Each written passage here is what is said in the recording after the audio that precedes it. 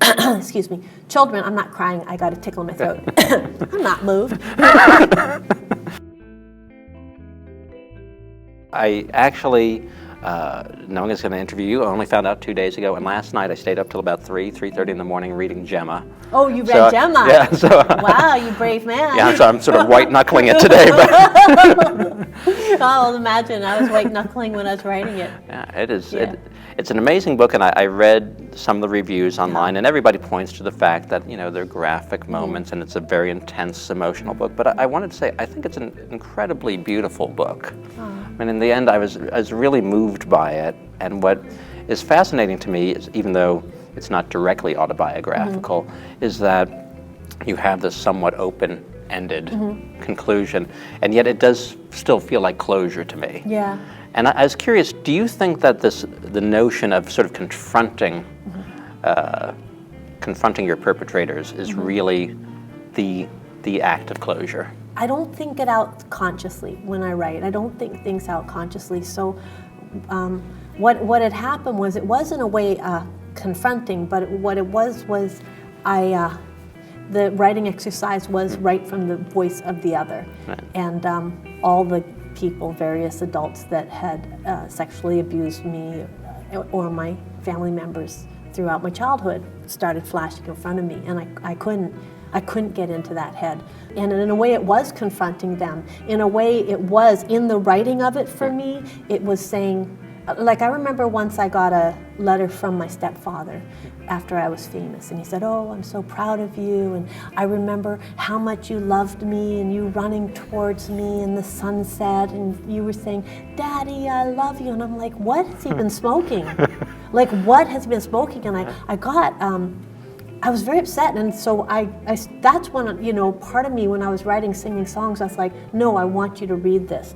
So Gemma to me was my way of saying, I think a lot of times people, when say, oh, well, an Elizabeth Smart or somebody like that, or those boys that were with that man, when they come back, people are like, well, they were right out there, in public, why didn't they run away? Yeah. I wanted to put people in the mind of the child abuser, inside how he thinks and the kind of controls that these people the kind of things they would say, and then for them to experience that.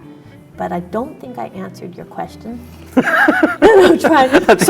Confronting. So in a way, that was my way of confronting. It was like, right. No, I'm not going to whitewash you. I'm not going to Pollyann you. I am going to say it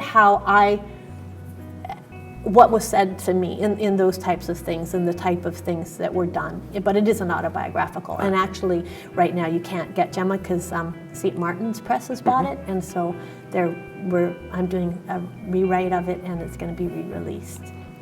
In the book, Hazen is not a family member, thank goodness, but he is. Hazen, yeah, but that's the name of my mom's boyfriend. That's right. But he gets a hold of Gemma. Yeah. And he has his pseudo rationalizations. Oh, sure. For his behavior, and they think they're good guys. Right. And I'm curious how because I know that was part of the initial writing exercise, is to put yourself in the place of the other. Right. What do you think of those justifications and those rationalizations? How do you think they're legitimate? Are they legitimate for them? To him? To them. Yeah. To them, absolutely. To them, but not to me, in my skin. Okay. But to them, yeah. Oh, sure. Yeah. But you think they're perpetrators who clearly believe they are in the right? Oh, and yeah. in the good. Okay. Oh, yeah. Oh, yeah, you'd hear, dressing like that, you're asking for trouble. Right. Dressing like what? Right. And so, stats are what, like 40% of abused kids may go on to... 40%, okay. The stats are 40% of the convicted child molesters were sexually abused as children. Okay. Okay.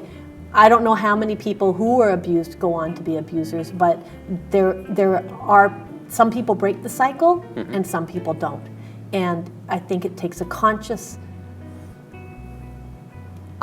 this is somewhere I will never go, and I think the reason for it is it's trying in some way to seize back by abusing somebody else, and usually they do it around the ages that they themselves were abused, so that's the target area that they're attracted to.